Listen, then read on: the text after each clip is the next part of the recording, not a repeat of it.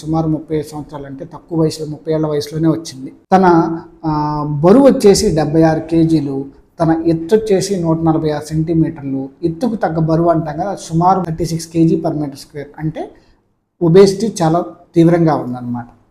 తను అప్పటికే ట్యాబ్లెట్లు అన్నీ వాడేస్తుంది, ఇన్సులిన్ కూడా వాడుతుంది. ఆ ఇన్సులిన్ డోస్ కూడా వచ్చేసి ఉదయం 34, మధ్యాహ్నం 16, సాయంత్రం 10. అంటే సుమారు రోజుకి దగ్గరగా 72 యూనిట్లు వాడుతుంది. ఆమె హెచ్బిఏవన్సీ మనం చెక్ చేసినప్పుడు 8 ఉంది.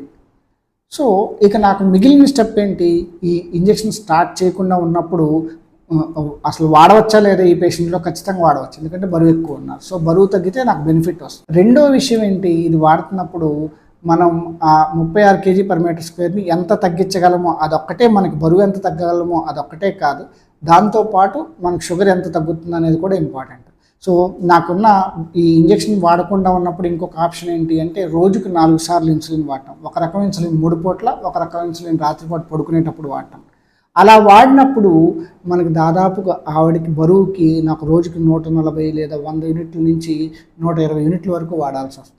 సో ఈ ఆప్షనా అన్నప్పుడు ఈ ఆప్షన్ ఒకసారి ట్రై చేద్దామని స్టార్ట్ చేశాం.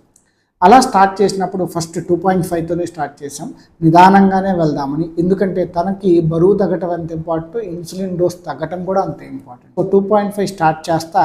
ఇన్సులిన్ని ఏం చేసామంటే 2 రకాల ఇన్సులిన్ పెట్టి, ఒక రకం ఇన్సులిన్ రాత్రిపూట 22 పాయింట్లే పెట్టాము, ఇంకో రకం ఇన్సులిన్ ఉదయం 6-8 పెట్టాము. సో మనం రోజు వాడేటటువంటి ఇన్సులిన్ డోస్ 72 యూనిట్ల నుంచి సుమారు 22 + 16 అంటే మనం 38 యూనిట్లకి తగ్గించేసాం. అంటే సగానికి సగం తగ్గించేసాం. తగ్గించినప్పుడు తర్వాత షుగర్స్ 131, 206, ఆ వెయిట్ లాస్ ఇంజెక్షన్ అట్లానే కంటిన్యూ చేసాం. ట్యాబ్లెట్స్ కొంచెం అడ్జస్ట్ చేసాం.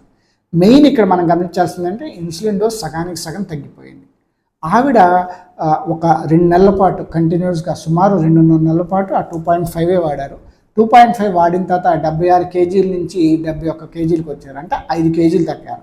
కానీ ఇన్సులిన్ డోసు 76 యూనిట్లు 72 యూనిట్ల నుంచి సగానికి సగం 36 యూనిట్లకు పడిపోయింది కదా, 34 యూనిట్లకు పడిపోయింది.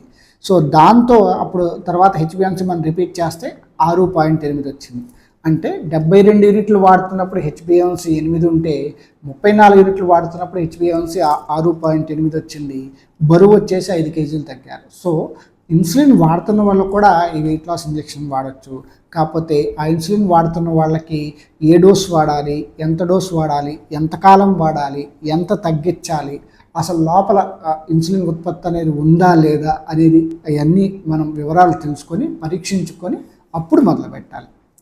నమస్తే.